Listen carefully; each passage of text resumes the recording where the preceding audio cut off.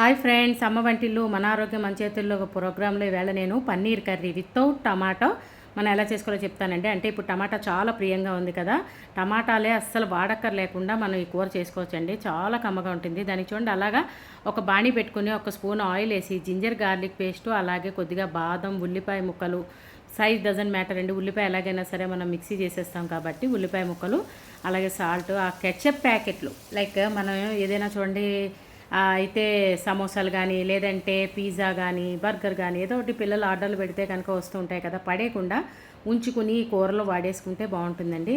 లేదు కదా, మన దగ్గర టమాటా సాస్ బాటిల్స్ కూడా ఉంటాయి కదా, వాటిల్లో అయినా సరే ఈ కూరలో వాడుకుంటే బాగుంటుంది. టమాటా అక్కర్లేకుండా అన్నాను కాబట్టి సాస్ వాడుకుంటే కూర కమ్మగా ఉంటుంది.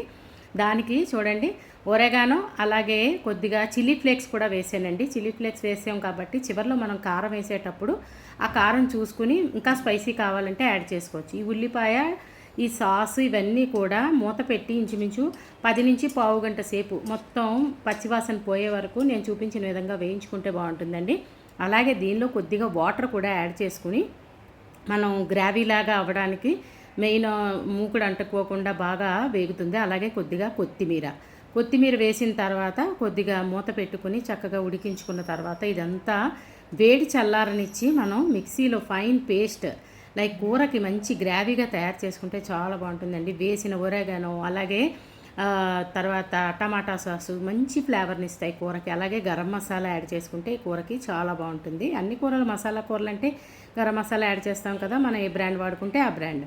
అలాగే చూడండి, పన్నీరు మనం తీసుకొచ్చిన పన్నీర్ని అంటే చిన్న క్యూబులుగా అమ్ముతారు, లేదంటే పన్నీర్ని ఇలా కట్ చేసుకున్న తర్వాత దానికి చూడండి, మనం ఇందాకలు వేయించుకున్న ఉల్లిపాయ, టమాటా అవి చక్కగా చల్లారిన తర్వాత అలాగా ఫైన్ పేస్ట్ చేసుకుంటే బాగుంటుందండి కూరకి. ఇప్పుడు ఒక బాణీ పెట్టుకుని మళ్ళీ ఒక స్పూన్ ఆయిల్ వేసుకుని పన్నీర్ కొంచెం కొంతమందికి వేయించుకుంటే నచ్చుతుంది కదా, కొద్దిగా కలర్ వచ్చే వరకు వేయించుకోవచ్చు. లేదు కదా, కొంతమంది మెత్తగా తీసుకోవాలనుకుంటే కనుక ఇమీడియట్లీగా మనం చేసుకున్న గ్రావీని యాడ్ చేసుకుని చక్కగా ఇందాకలా మిక్సీ గిన్నెలో కొద్దిగా వాటర్ వేసి కూడా అది పోసుకుంటే బాగుంటుందండి. అంటే మనం తీసుకునే కన్సిస్టెన్సీ బట్టి వాటర్ యాడ్ చేసుకుంటే ఈ కూర చాలా కమ్మగా ఉంటుంది.